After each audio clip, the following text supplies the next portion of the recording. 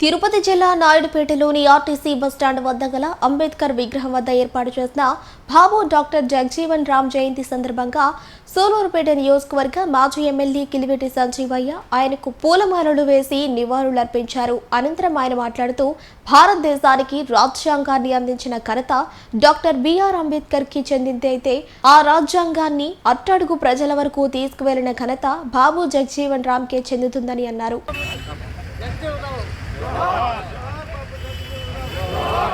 బాబు జగజీవన్ గారి 118వ జయంతోత్సవాన్ని దేశం మొత్తంగా ఘనంగా జరుపుకుంటామని ఆయనకి ఘనమైన నివాళులు అర్పిస్తాం.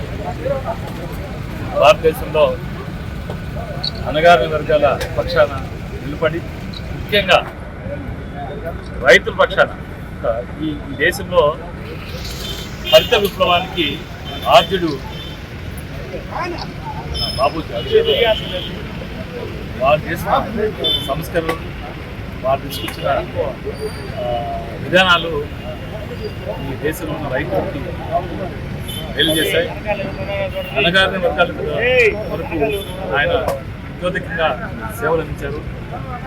మరి డాక్టర్ బాబాసాహెబ్ అంబేద్కర్ గారు రాజ్యాంగాన్ని రచించి అణగారిన వర్గాలకి చేయూతనివ్వాలని తాపత్రం పడితే ఆ రాజ్యాంగాన్ని అమలు చేసేదానికి, ఆ రాజ్యాంగం ప్రకారం ప్రతి ఒక్కరికి ఫలాలు, రాజ్యాంగ ఫలాలు అనేదానికి కృషి చేసినటువంటి అశేష మహానుభావుడు.